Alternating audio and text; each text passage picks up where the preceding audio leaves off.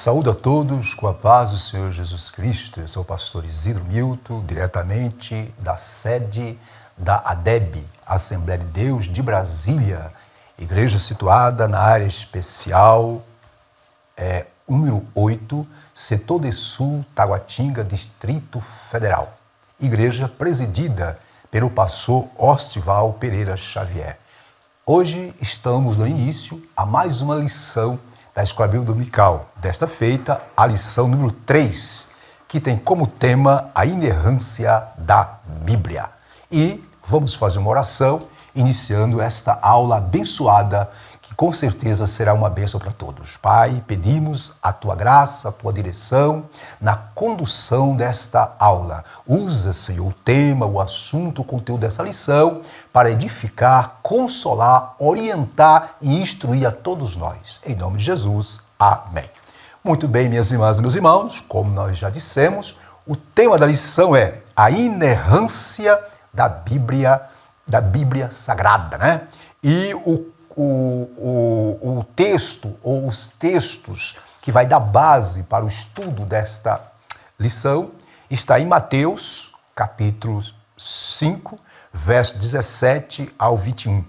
E também Hebreus, capítulo 10, versos 15 a 17. Quero também informar que o nosso professor Silas Tavares, por razões pessoais, não pôde estar conosco. Porém, vamos dar continuidade e Deus com certeza irá nos abençoar. Passemos agora para o texto áureo da lição, conforme está em tela. O texto áureo tem como tema Mateus, capítulo 5, verso 18, que diz: porque em verdade vos digo que, até que o céu e a terra passem, nem um jota ou um tio se omitirá da lei sem que tudo seja cumprido. Aí está o nosso texto áureo.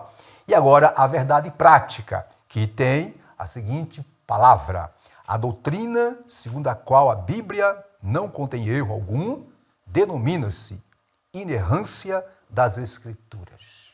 Por isso, podemos confiar em sua mensagem, que é incorruptível. Muito bem, minhas irmãs e meus irmãos, como nós já dissemos, a leitura bíblica em classe, vou repetir, se encontra em Mateus, capítulo 5, versos 17 ao 21. Depois iremos para a Epístola aos Hebreus, capítulo 10, verso 15 a 17. Conforme está em tela, acompanhe conosco aí a leitura bíblica em classe. Mateus 5,17 diz: não cuideis que vim destruir a lei ou os profetas. Não vim a me rogar, mas cumpri. Porque em verdade vos digo que, até que o céu e a terra passem, nem um jota ou um tio se omitirá da lei, sem que tudo seja cumprido. Qualquer, pois, que violar um destes menores mandamentos e assim ensinar os homens, será chamado menor no reino dos céus. Aquele, porém, que os cumprir e ensinar, será chamado grande no reino dos céus. Versículo 20. Porque vos digo que, se a vossa justiça não exceder a dos escribas e fariseus, de modo nenhum entrarei no reino dos céus. Ouvistes que foi dito aos antigos: não matarás, mas qualquer que matar será réu de juízo. Agora pulemos para Hebreus, capítulo 10, verso 15, que diz: e também o Espírito Santo nolo testifica, porque depois de haver dito: este é o concerto que farei com eles depois daqueles dias, diz o Senhor. Porei as minhas leis em seu coração e as escreverei em seus entendimentos. Acrescenta: e jamais me lembrarei de seus pecados e de suas iniquidades. Muito bem, minhas irmãs e meus irmãos, vimos aí a leitura bíblica em classe. E a lição de hoje, que é a lição número 3, cujo tema é a inerrância da Bíblia, está dividida em 3 pontos, ou 3 tópicos. O primeiro é: o que é inerrância da Bíblia? O segundo ponto, o tópico, é: o Espírito Santo preservou as Escrituras. E o terceiro é: a verdade nas Escrituras. E a lição, também, óbvio, tem como objetivo, conforme está em tela, os seguintes. Primeiro, informar que a Bíblia é isenta de qualquer tipo de erro. 2, explicar que o Espírito Santo manteve a revelação divina incorruptível. E o terceiro objetivo é constatar que a Bíblia é a verdade de Deus. Dito isso, minhas irmãs e meus irmãos, passemos agora para a introdução da lição. Conforme está em tela, vejamos a introdução, ok? Na introdução tem as seguintes observações. Infalibilidade e inerrância, observe, são vocábulos que apontam a veracidade das Escrituras. Indicam que a Bíblia Sagrada não falha e não erra. Significa afirmar que ela é a verdade em tudo o que diz, tanto em questões espirituais quanto históricas e científicas. Aí tem as referências para quem quiser pesquisar. Aí nós destacamos de azul. Nesta lição, veremos a inerrância, a preservação e a verdade da palavra de Deus. Minhas irmãs e meus irmãos, nas lições 1 e 2, lições que nós já estudamos, nós vimos ou estudamos sobre a autoridade e a inspiração divina da Bíblia. Vimos nas duas lições passadas que o que diferencia a Bíblia de todos os demais livros do mundo é a sua inspiração divina. E hoje, como estamos vendo aí, o tema é a inerrância da Bíblia. E para que haja inerrância, ou para que a Bíblia não tenha erro, é óbvio, ela precisa ser ou ter a autoridade divina e ser inspirada pelo Espírito Santo. Portanto, vejamos, tópico 1 tem como assunto o que é a inerrância da Bíblia. Vejamos conforme está em tela. O que é a inerrância da Bíblia? Aí em tela, o tópico 1 tem 3 pontos. O primeiro ponto é o conceito de inerrância bíblica. O que é inerrância bíblica? Qual é o conceito? E aí, esse item 1 vai responder. Observe em tela que nós grifamos. A inerrância é a doutrina, observe, segundo a qual a Bíblia não contém erro algum. Significa, portanto, que a Bíblia é verdadeira em tudo o que afirma. Então aí está bem patente, está grifado. Vou repetir, inerrância é a doutrina segundo a qual a Bíblia não contém erro algum.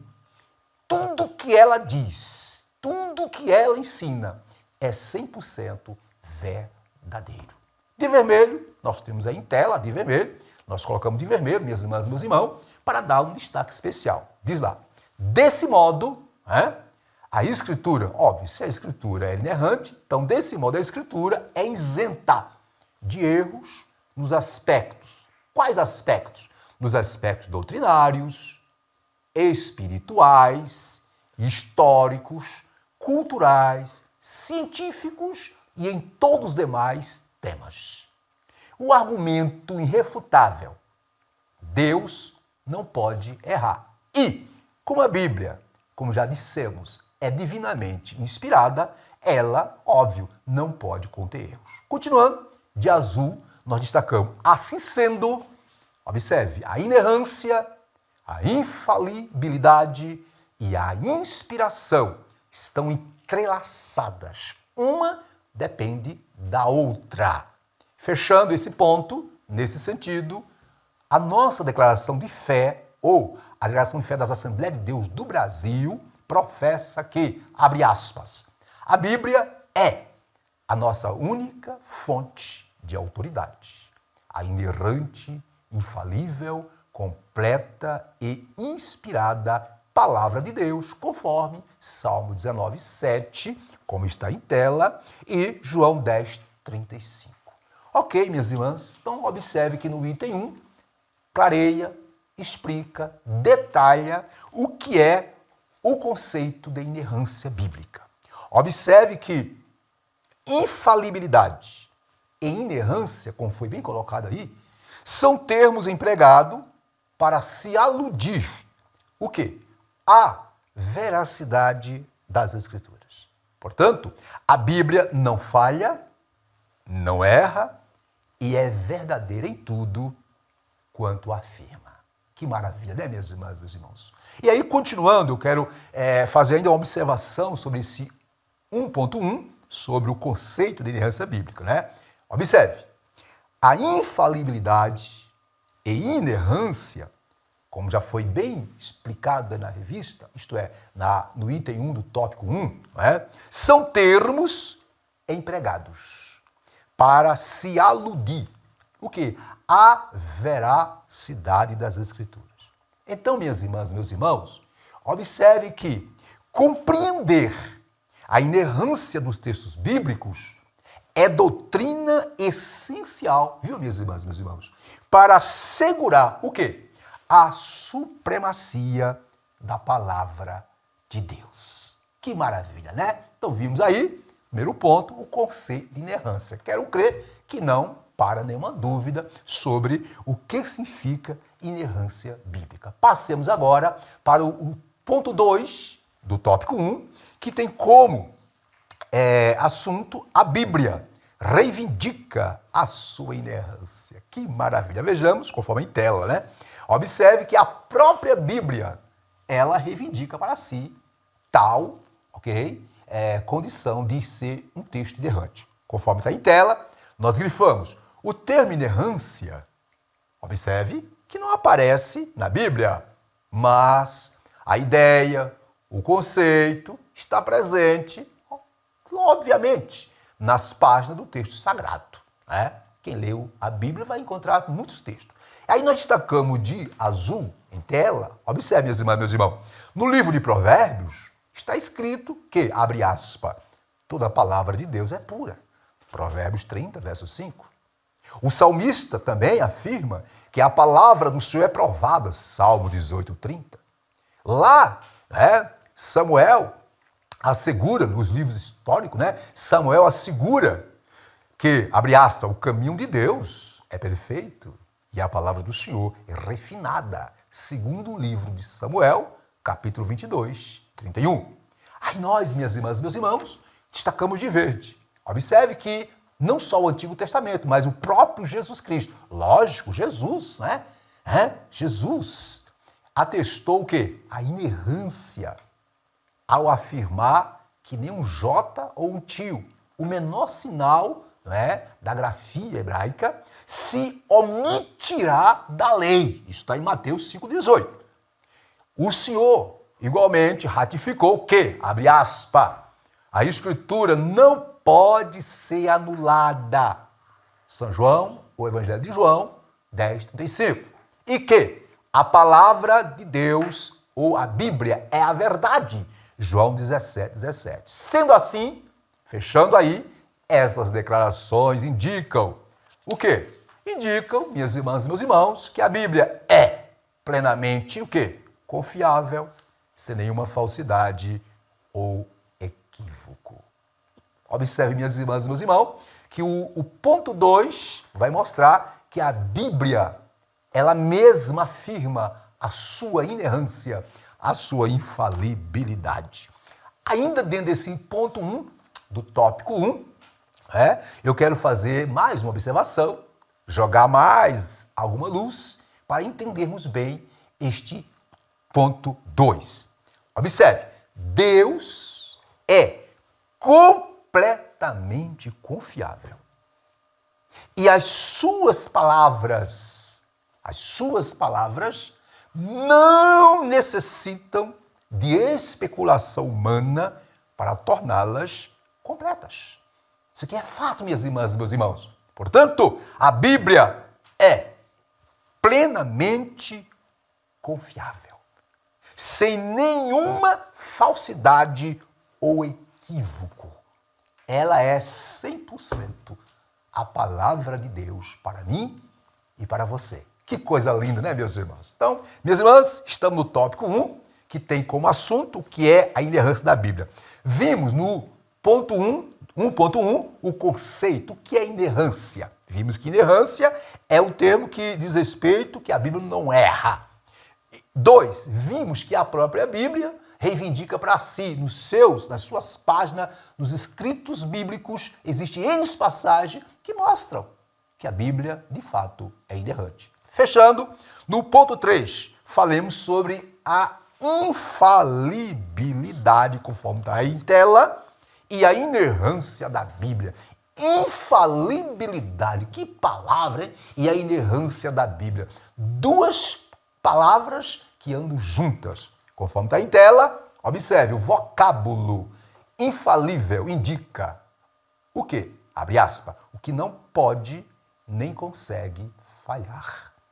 Em relação à Bíblia, portanto, infalibilidade significa que as suas palavras hão de se cumprir cabalmente. Isaías 55:11 diz que as palavras do Senhor não voltarão vazia.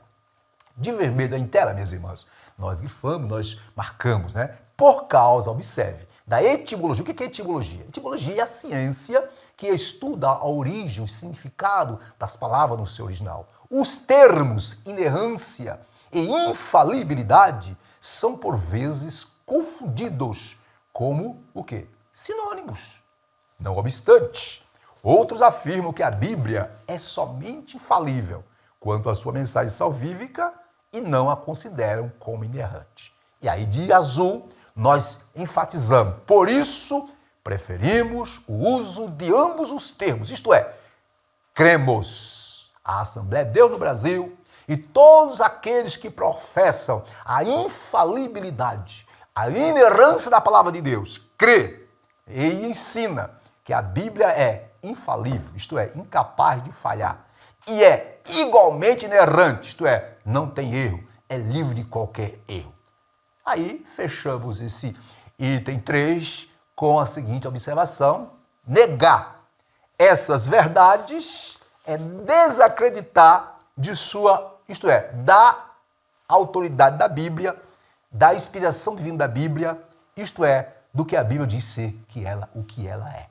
E a síntese desse tópico, irmão, ela vem, de fato, fechar o tópico 1, que é com a seguinte fala: a Bíblia, portanto, minhas irmãs e meus irmãos, é totalmente inspirada por Deus e está isenta de qualquer erro e, por isso, minhas irmãs e meus irmãos, é a nossa autoridade final de fé e prática. Que maravilha! Então, aí, concluímos o tópico 3, perdoe-me, o tópico 1, vimos no tópico 1 3 pontos. Primeiro ponto é o conceito de inerrância.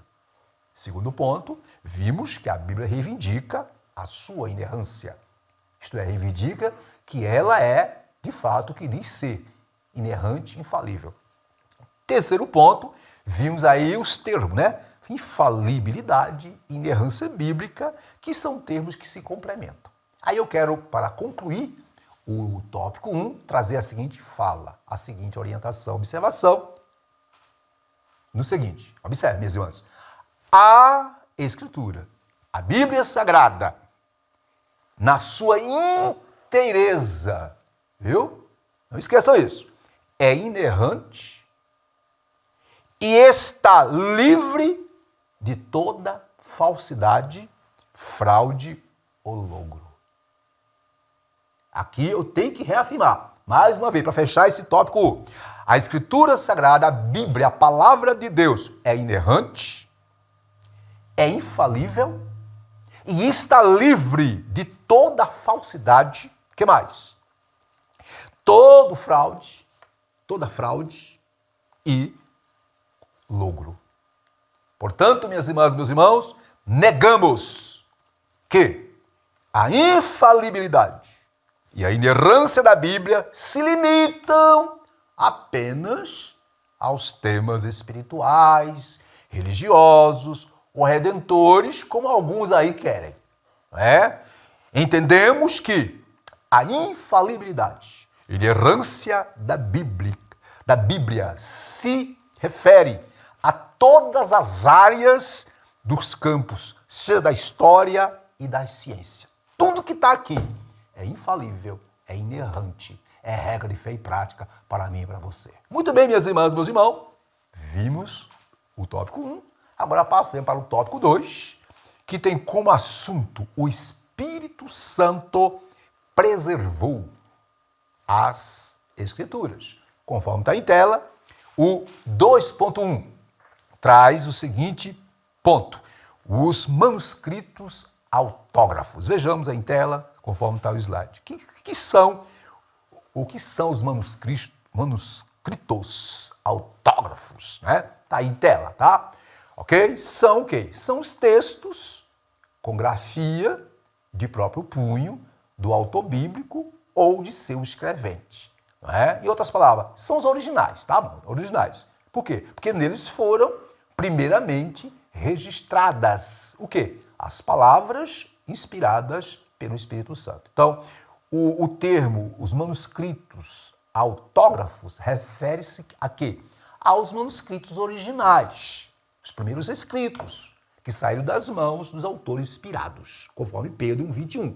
Aí de verde, né, tá bem claro em tela, para que nós fixemos bem esse conceito. Cremos, como já falamos, como já vimos no tópico anterior, cremos que a inerrância das Escrituras pertence a esses documentos, isto é, aos documentos originais.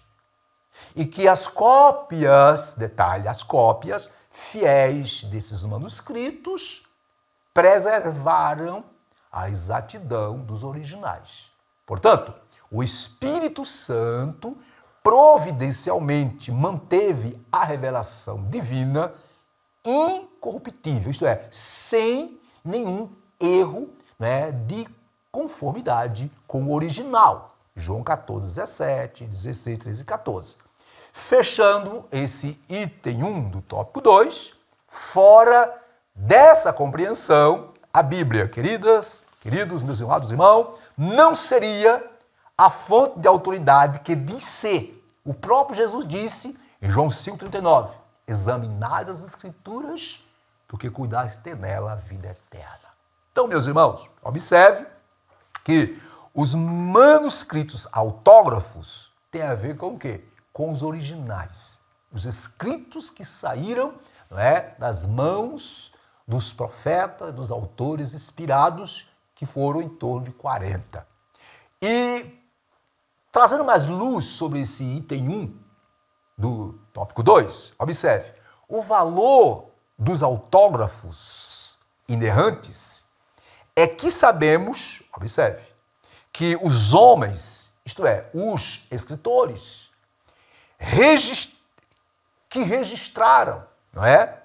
Eles registraram exatamente o que Deus queria deixar por escrito.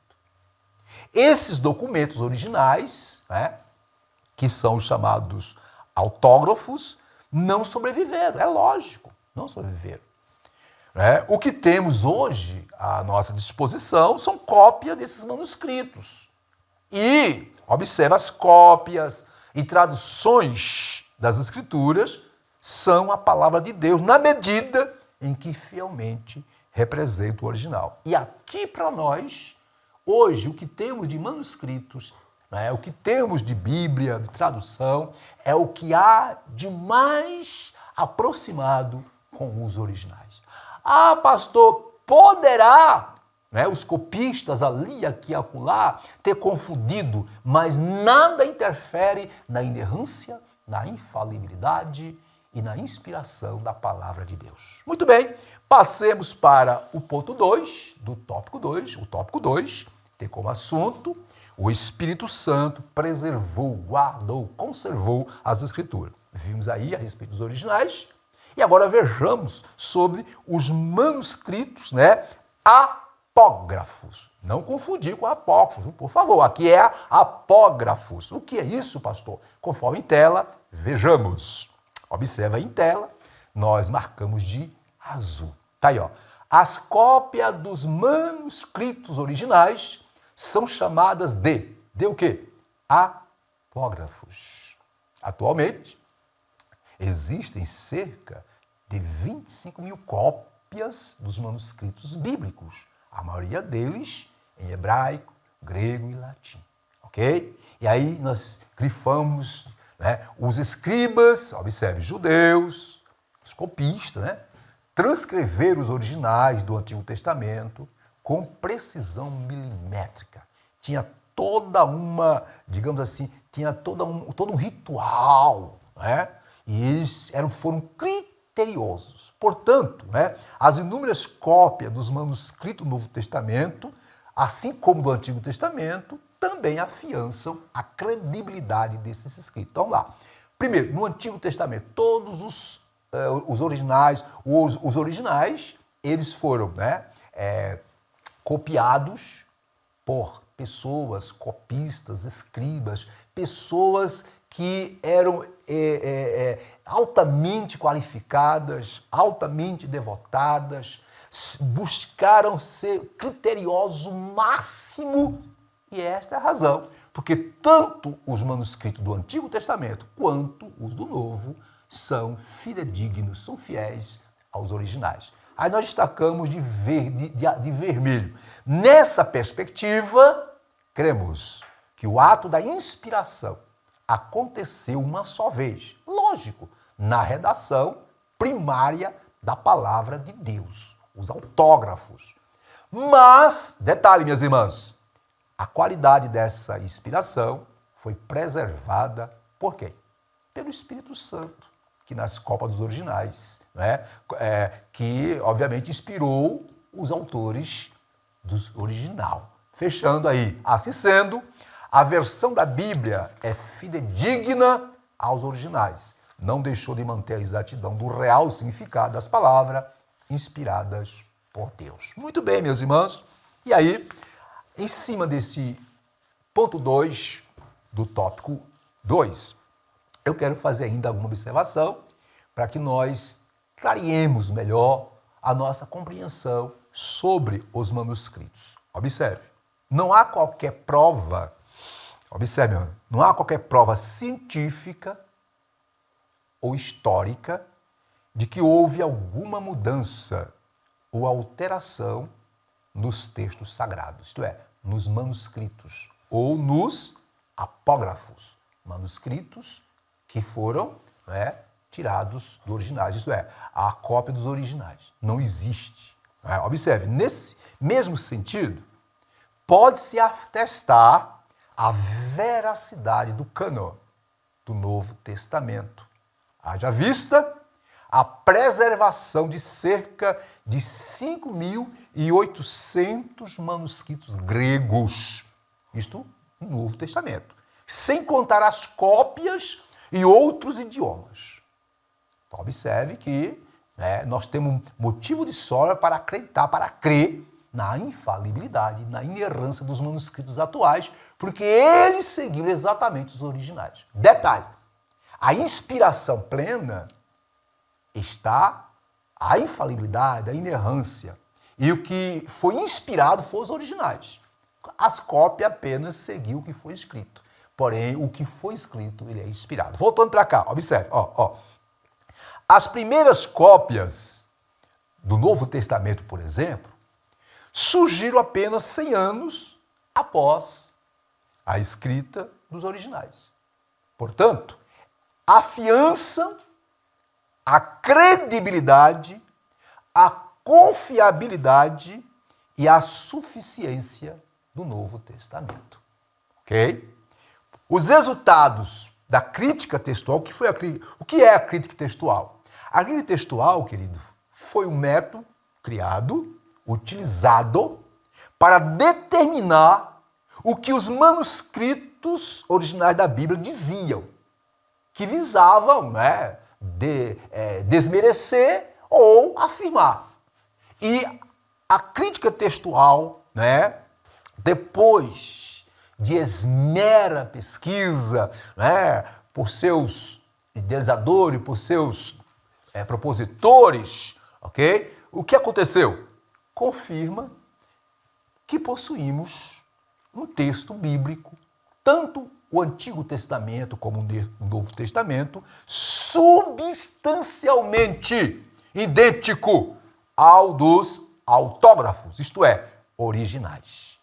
Portanto, minhas irmãs e meus irmãos, fechando o ponto 2 do tópico 2, portanto, a confiabilidade e a suficiência dos textos bíblicos são demonstradas inequivocamente durante os séculos.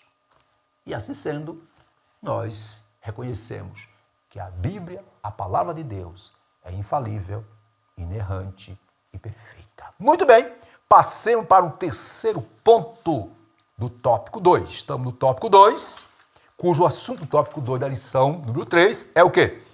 O Espírito Santo preservou as Escrituras. Vimos aí os manuscritos originais, os autógrafos. Vimos agora o item 2, os manuscritos apógrafos, não é apócrifos, apógrafos, que são o quê? As cópias originais, e que tais cópias seguiu ipsilidem conforme o original. Poderá haver alguma coisa fora do lugar, mas não é por causa que houve erro no original, mas é por causa que o copista, aqui, ali e acolá, por ser um ser humano, ele talvez esqueceu, porém nada altera a infalibilidade, a inerrância e a inspiração da Bíblia. Item 3, ou 2.3, conforme está em tela, vejamos. O ponto 3 do tópico 2 tem como assunto os apócrifos e os pseudoepígrafos. Que é isso? O que são os apócrifos?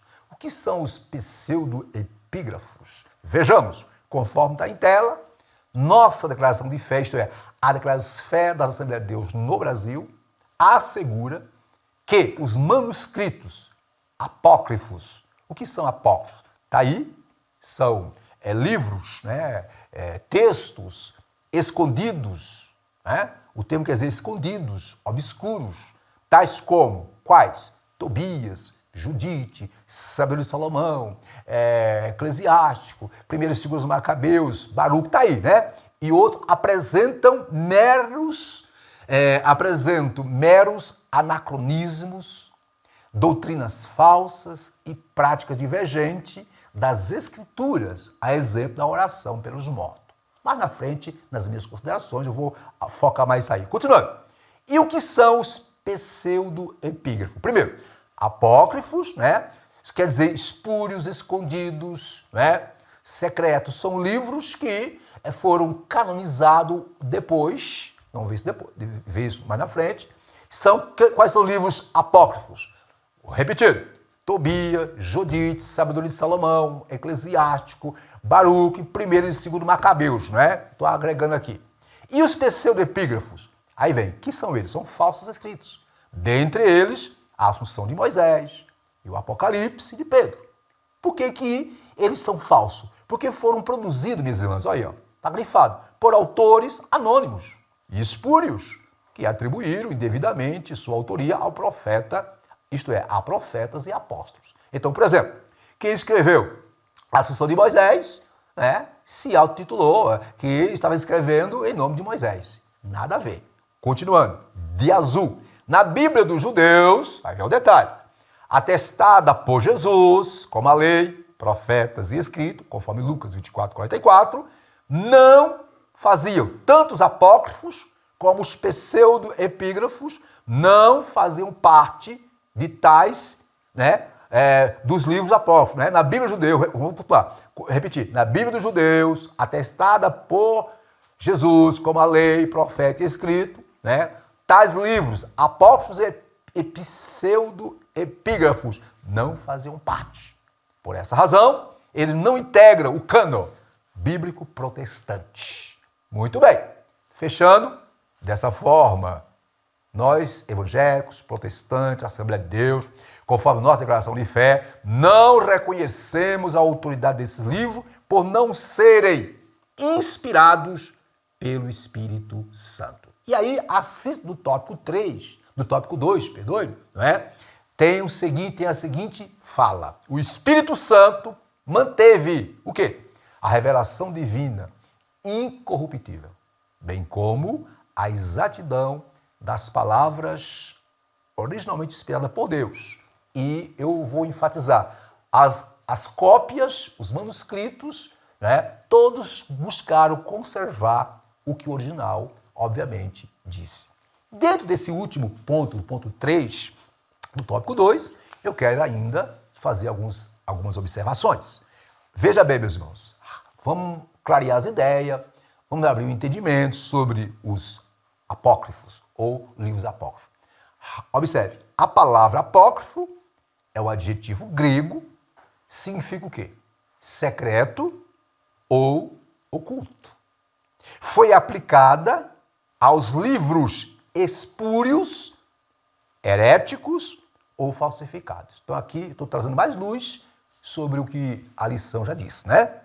Portanto, os livros apócrifos são os que têm sido julgados não canônicos, ou seja, não inspirados tanto pelos israelitas, hebreus ou judeus, isto é, referindo-se ao Antigo Testamento, tanto pela igreja cristã, referindo-se ao Novo Testamento.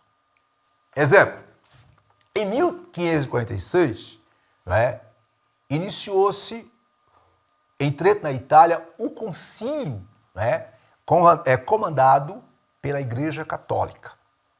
Nesse concílio, né, ou concílio de Trento, que teve seu início em 1546, os livros apócrifos foram reconhecidos na mesma autoridade espiritual dos livros, né, que nós entendemos que são únicos, inspirados, que é os 66.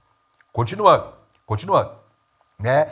Os chamados livros apócrifos, não reconhecemos a sua autoridade espiritual, né? São chamados pelos católicos romanos como deuterocanônicos e apócrifos. E aí, observe, repetindo, na Bíblia católica nós temos 7 livros a mais. Temos Tobias, Judite, Sabedoria de Salomão, Baruque, Eclesiástico, não é o Eclesiástico, é Eclesiástico, tá? A Sabedoria de Salomão aqui não é o Provérbio, é um outro livro. Além desse, temos 1º e 2º Macabeus. Além disso, também na Bíblia, né, católica, tem os acréscimos ao livro de Esther e de Daniel. Exemplo, no caso do livro de Daniel, em vez de ser 12 capítulos, a Bíblia Católica tem 14 capítulos. E aí vem um detalhe. O capítulo 13 do livro de Daniel, da Bíblia Católica, narra o quê? Narra a história de Susana e a participação do adolescente Daniel no julgamento dela. Enquanto que o capítulo 14 relata Daniel explodindo um dragão, né, que representava o deus Bel, que era o deus babilônico, e destruindo o templo dessa divindade. Fechando, irmão, os apócrifos, os pseudo-epígrafos não podem ser aceitos como livros inspirados, porque contêm erros terríveis, erros doutrinários, erros que, né, chocam com o que Jesus disse, Moisés disse e os profetas disseram. Portanto, né, os apócrifos aniquilam as bases da doutrina da inerrância bíblica por terem erros terríveis. Aqui fica a nossa fala, a nossa observação. Passemos agora para o último tópico da nossa lição, que tem como assunto a verdade nas Escrituras. Vejamos, conforme está em tela, não é? 3, a verdade nas Escrituras, 3.1, ou, primeiro, ponto 1, a Bíblia é a verdade plena. Aqui para nós, minhas irmãs e meus irmãos, isso aqui tem que ser afirmado por nós. Veja o que diz a revista. A Bíblia é a verdade plena. Aí nós grifamos. O termo verdade, do hebraico, emet, significa o que é confiável e correto. O vocábulo grego, aletheia, tem um sentido de real e fidedigno. Aí, continuando em tela, de azul. Nas Escrituras, o termo verdade corresponde à realidade exata dos fatos em concordância com o pensamento de Deus. A Bíblia ensina que Deus é a verdade. Está aí as referências, João 14,6, João 3,4. E a sua palavra também é a verdade, conforme o próprio Jesus disse em João 17,17.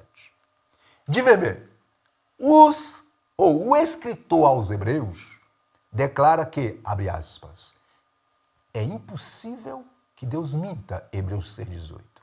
Paulo, o apóstolo Paulo, ratifica que Deus não pode mentir, Tito 1,2.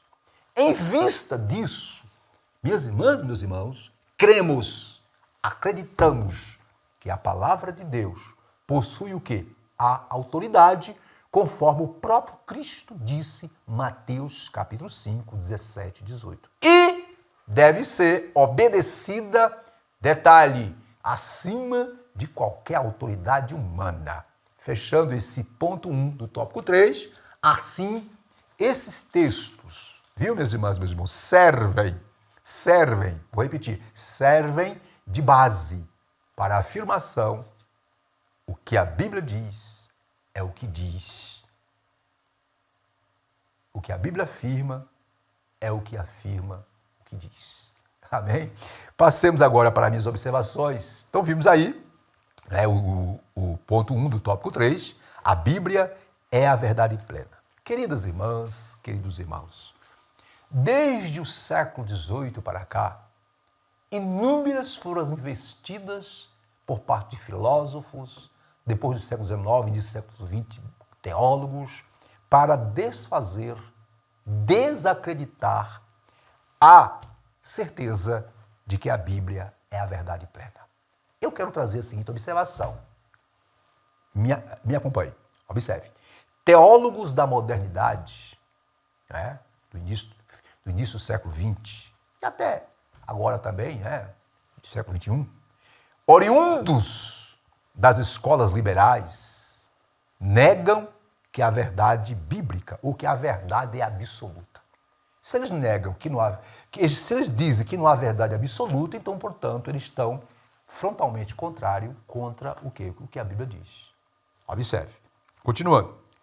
Esse conceito, isto é, o conceito de que diz de que não há verdade absoluta, afirma que a verdade é relativa, que não é algo fixo e que, portanto, a verdade sofre modificações e está condicionada, observe, a cada sociedade, a cada cultura, de acordo com a época. É isto que dizem os filósofos, né? Seja qual for a área, os essencialistas, marxistas, seja qual for a área, filosofia, e os materialistas, né? Os ceticistas e também muitos teólogos que no final do século XIX e do século XX buscaram, né, fazer uma análise, uma compreensão, um entendimento, buscar entender conforme uma visão filosófica a palavra de Deus. Então esses, obviamente, surgiram com essa ideia de que a Bíblia, não é, ela não tem uma verdade absoluta. Ela tem verdade. Continuando. Alicerçada na autoridade das Escrituras, viu, meus irmãos? Nós cristãos, evangélicos, servos de Deus, nós reconhecemos, cremos, né, na existência da verdade absoluta e discordamos que a revelação bíblica deva ser avaliada pela medida da cultura, das filosofias, dos pensamentos ou ideologias humanas. Então nós, cristãos, nós, Assembleia de Deus, conforme a nossa declaração de fé, reconhecemos que a Bíblia é 100% a palavra absoluta, perfeita, completa de Deus. Palavra essa que serve para todas as culturas, todas as épocas e é inerrante. Sendo assim, para fechar esse ponto, reconhecemos, viu, irmãs? Nós não estamos aqui, não é, desdenhando da cultura, mas o que quer dizer é o seguinte, que reconhecemos e respeitamos que há uma diversidade cultural e que há pluralidade de ideias. Isso é, vivemos numa sociedade onde há diversidade cultural, pluralidade de ideia. Porém, rejeitamos o conceito de relativização da verdade bíblica divinamente revelada à humanidade. Entendemos que a Bíblia é a palavra de Deus, inerrante, absoluta e que serve, é útil para todas as classes sociais, cultura, e que se não nos curvarmos a essa palavra, a situação vai ser um caos. Muito bem, dito isso, passemos para o item ou tópico ou ponto 2 do tópico 3. Estamos no tópico 3, cujo assunto é a verdade nas Escrituras. Vimos no 3.1, a Bíblia é a verdade plena. Agora no ponto 2, vamos continuar, né, estudando, iremos ver a verdade espiritual e moral, né, que a palavra de Deus nos concede. Conforme está em tela, vejamos aí no slide. Está aí, ó. A verdade espiritual e moral. Ok, gente? Primeiro, a Bíblia é a verdade plena. E, por ser plena, ela é espiritual e moral. Nossa declaração de fé, como eu já citei, isto é, a declaração de fé da Assembleia de Deus, né, afirma que a Bíblia, observe, nos revela, nos mostra o conhecimento completo de quem? De Deus. Não sendo necessário nenhuma nova revelação para a nossa salvação, não é? E crescimento e desenvolvimento espiritual. Aí vem de grifado. Antônio Gilberto, o saudoso pastor e teólogo Antônio Gilberto, ensinou que tudo o que Deus requer do homem e tudo, observa o detalhe, e tudo o que o homem precisa saber quanto, primeiro, a sua redenção está revelado na Bíblia. Igualmente, a ética e a moral, né, que ele precisa ter, está tudo fundamentado ou fundamentado na palavra de Deus.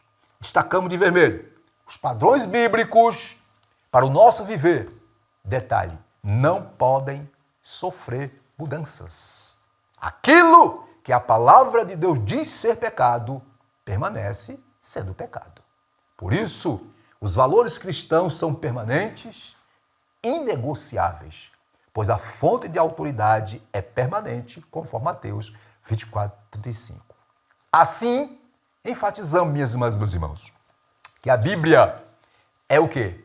É a inerrante verdade, tanto espiritual quanto moral. Muito bem, passemos agora para algumas observações que eu preciso fazer sobre este ponto 2 do tópico 3, isto é, sobre a verdade moral, espiritual e moral. Observe, minhas irmãs e meus irmãos, que a ética e a moral cristã, observe, tem como fundamento, base, norte, o texto inspirado das Sagradas Escrituras.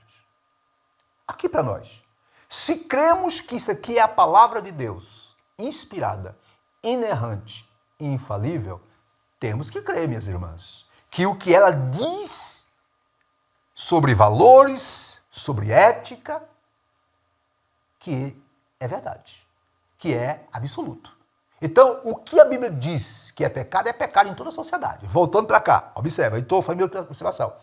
É verdade que não se pode desprezar a tradição da igreja, as leis civis e criminais, as variadas literaturas e nem tampouco os bons costumes que são adotados pela sociedade. Não podemos menosprezar. Porém, para nós, os verdadeiros cristãos, seguidores de Jesus, toda e qualquer prática e conduta precisa passar pelo crivo e pelo aval da palavra de Deus. Se não passar, querido, minha irmã, meu irmão, não é para nós. Continuando. A verdade bíblica, viu? Não pode ser relativizada ou flexibilizada, como alguém quer por aí, para atender o egoísmo, as vãs filosofias e o hedonismo do ser humano. De forma nenhuma. Pregadores, ensinadores, meus irmãos, ministre a palavra, pregue a palavra, mostre para esse mundo que o que está na Bíblia é o que há de melhor da parte de Deus para que o ser humano possa ser feliz, ser vitorioso, ter uma vida abundante, ser o diferencial nessa sociedade. Portanto, fechando esse ponto 1, nada substitui o quê? Os valores espirituais e morais exarados na palavra de Deus. Muito bem, vamos agora para o último ponto, o ponto 3 do tópico 3 e assim caminhando para os finalmente. Queridas e queridos, estamos no tópico 3, verdade das Escrituras. Vimos 3.1, a Bíblia é a verdade plena. Você crê nisso? Ah, que maravilha! Vimos no ponto 2, que essa verdade plena é tanto na área espiritual quanto na área moral. E agora, vejamos, ponto 3, a verdade histórica e científica da Bíblia, conforme está em tela. Queridos, observe que além da Bíblia, isso aqui é importante, não é? Ser a verdade plena da parte de Deus para a humanidade. Tudo que Deus quis dizer, Deus disse para a humanidade. E essa verdade plena passa pelos valores espirituais, valores morais e etc. Também, a Bíblia é a verdade histórica, ela contém fatos, história, relatos que são historicamente, cientificamente comprovados. Vejamos. Cremos, está grifado aí, que a Bíblia é divinamente infalível em toda a matéria que aborda. Está aí o Salmos 12, verso 6, Salmos 19, 8. Vou repetir. Nós, a Assembleia de Deus e todos aqueles cristãos, todas as denominações, protestante, que crê, repito, que a Bíblia é divinamente infalível em toda a matéria que aborda, que crê, nós aceitamos, nós reconhecemos que a Bíblia, ela não mente, ela não erra, e o que ela diz é verdadeiro. Isso tem a ver também com a parte histórica e com a parte científica. De azul aí, nós destacamos John Wesley. Quem foi John Wesley? Foi o líder que fundou a Igreja Metodista, o grande avivalista, final do século XVIII, século XIX. Foi um homem que Deus usou para ministrar multidões, que revolucionou a Inglaterra e a América do Norte. E o que ele escreveu? Ele escreveu que se houver um erro, isto é, na Bíblia, pode haver 1000. Isto é, se há um erro, pode haver outros. E se existe alguma falsidade, então a Bíblia não é o livro da verdade de Deus. Por conseguinte, continuei, a Escritura não se equivoca quando escreve, ou quando descreve a criação, quando descreve os eventos históricos e os fenômenos da ciência. Significa que Deus guiou os autores bíblicos e os preservou do registro de inverdade de qualquer natureza. Ainda, conforme está em tela, observe, vimos lições passadas, que a Bíblia, lógico, não é um manual científico, mas a Bíblia, quando fala sobre certos assuntos, a ciência hoje tem comprovado que a Bíblia falou a verdade. De verde, fechando, assim sendo, endossamos que a Bíblia Sagrada, queridos irmãos, é a verdade inspirada de Deus, inerrante em sua totalidade, isenta de toda falsidade, fraude ou engano. Fechando o tópico 3, aí está a síntese, e assim, quer dizer, o resumo, ou sinopse, como queira. Deus é a verdade e sua palavra é a sua atenção. Tudo o que a Bíblia ensina, tanto na teologia, história ou ciência, é a verdade. Minha irmã, meu irmão, você crê nisso? Eu creio. Tudo que tenho, tudo que sei, tudo que sou, tudo que tenho conseguido, eu devo primeiramente a Deus e a sua palavra. Eu quero fazer uma observação para fechar o tópico 3, né? Uma observação em cima do ponto 3. O ponto 3 está falando sobre exatamente a verdade histórica e científica da Bíblia. Ok? Mas antes disso, eu quero fazer uma observação. Observe. A Bíblia, irmãos, conforme alguns aí ensinam, os teólogos liberais, teólogos imiscuídos com a filosofia, né, muitos ensinam o seguinte, que a Bíblia se torna a palavra de Deus, dizem eles, né, à medida que alguém, ao lê-la, tem um encontro experimental com o Senhor. Isto, Karl Barth, por exemplo, o grande teólogo do século XX, ele afirmava isso, que a Bíblia só se torna a palavra de Deus quando alguém, ao lê-la, tem um encontro experimental com o Senhor. Queridos, aqui para nós, a Bíblia é sempre a palavra de Deus. Portanto, erram aqueles que afirmam. Detalhe, é muito comum ouvir entre os evangélicos. Alguns dizem o seguinte, a Bíblia fechada é um simples livro. Aberta é a boca de Deus falando. Não. Não é bem assim, não. A Bíblia, observe, a Bíblia, tanto fechada como aberta, ela é a palavra de Deus. Cuidado com essas falácias. Cuidado, tal afirmação é errada. A Bíblia fechada é a palavra de Deus, sim. A Bíblia aberta é a palavra de Deus, sim. Porque ela é a inspirada, inerrante, infalível palavra de Deus. Aí voltando agora para a verdade histórica e científica, observe. Eu quero trazer essas informações, é importante, para complementar o conteúdo da lição. Queridos professores, escola dominical, queridas irmãs, queridos irmãos, que nos assiste, que participa conosco dessa EBD, isso aqui é informes, né, para jogar mais luz no conteúdo da lição. Observe, quando a ortodoxia, o que é a ortodoxia? A ortodoxia é aquela área teológica que preza pela inerrância, pela infalibilidade e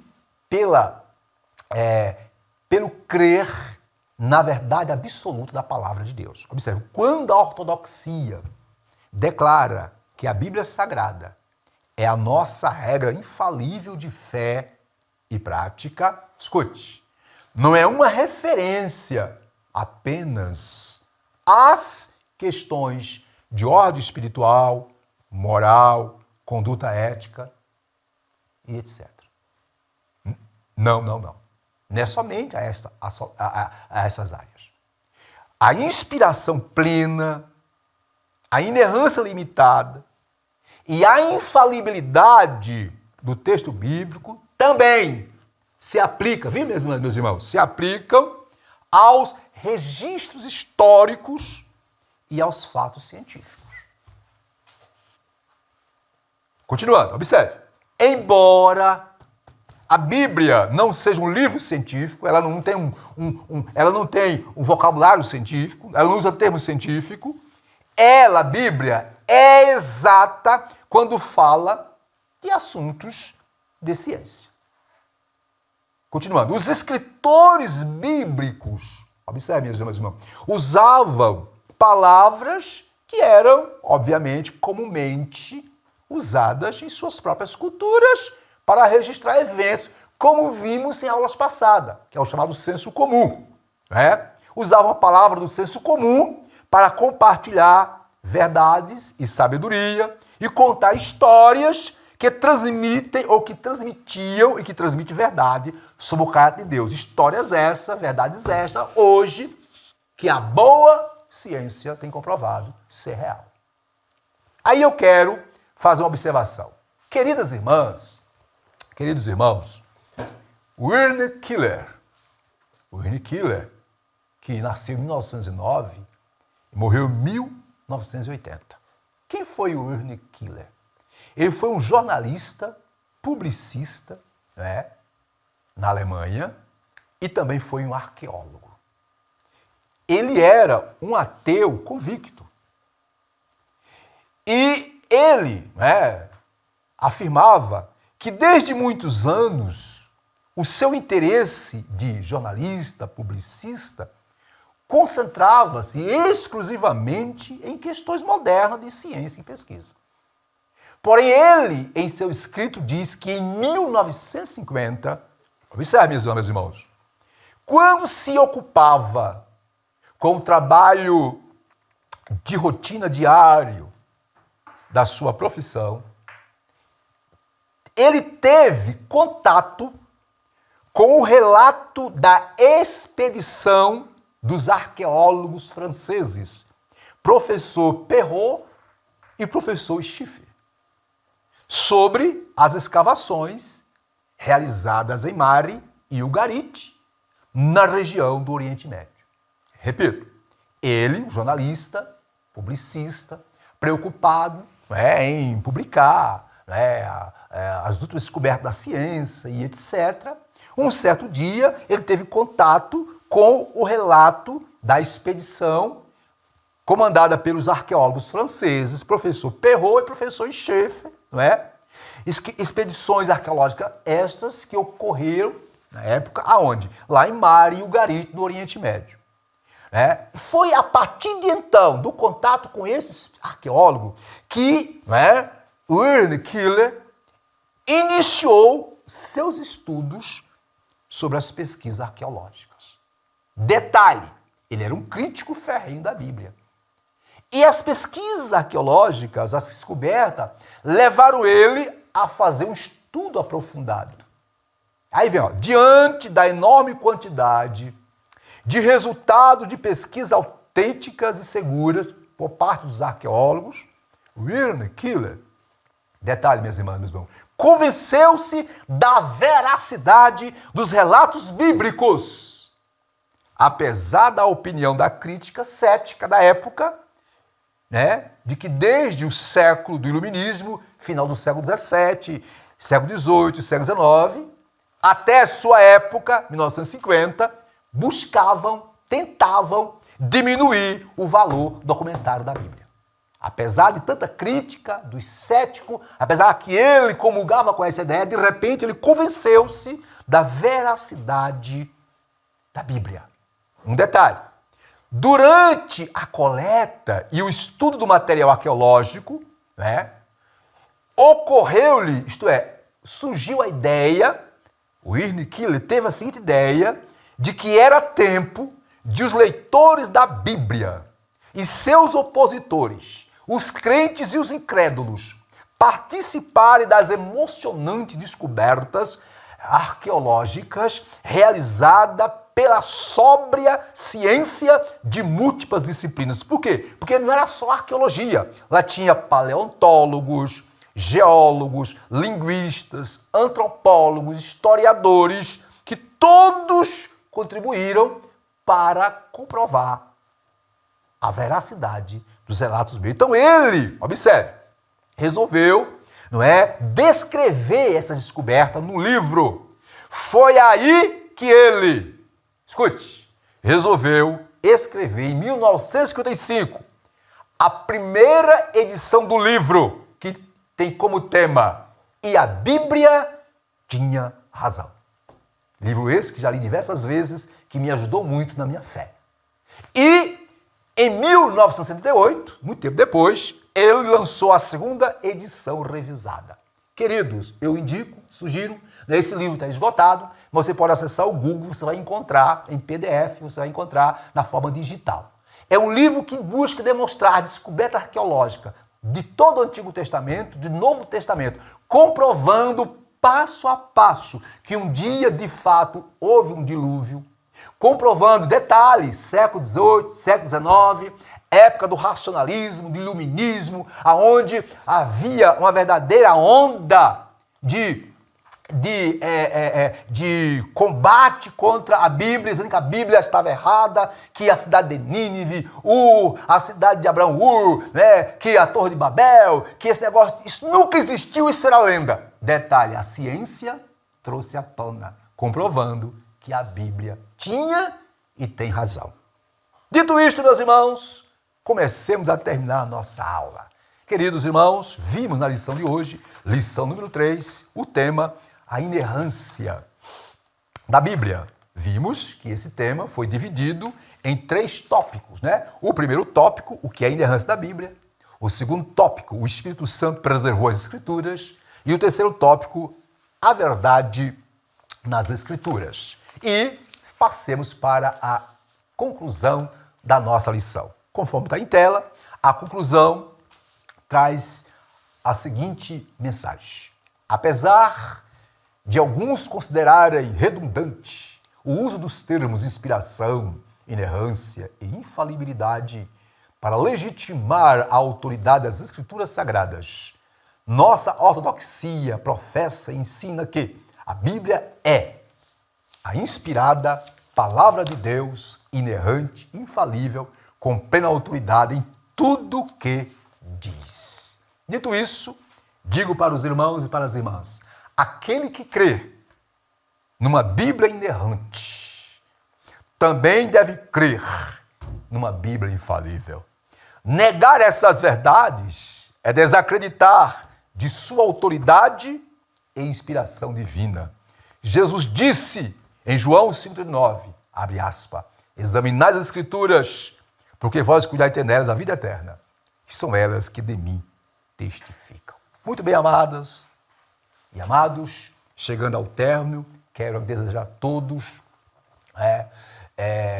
um dia abençoado, uma lição maravilhosa. Iremos orar agora por todos, pedindo que a bênção de Deus, que o Espírito Santo abra a mente e o entendimento de nossos irmãos para compreender mais e mais o projeto de Deus que está na Bíblia para a sua vida. Oremos, Pai de amor, te agradecemos por este momento que passamos ministrando a tua palavra. Pai, em nome de Jesus, visita cada irmã, cada irmão, cada um que vai participar dessa EBD. Usa essa lição, Pai, para edificar, consolar, confortar, instruir e nos guiar aos pastos verdejantes. Deus abençoe a todos, tenham todos uma semana, um dia e uma semana abençoada. E estamos em 2022 e o lema da ADEB em 2002 é ADEB em 2022 ou ADEB 2022, o ano da renovação espiritual. Que a graça do Senhor, o amor de Deus nosso Pai e a comunhão do Espírito Santo seja com todos. Até a próxima. Deus abençoe a todos e tenham todos um término de semana abençoado.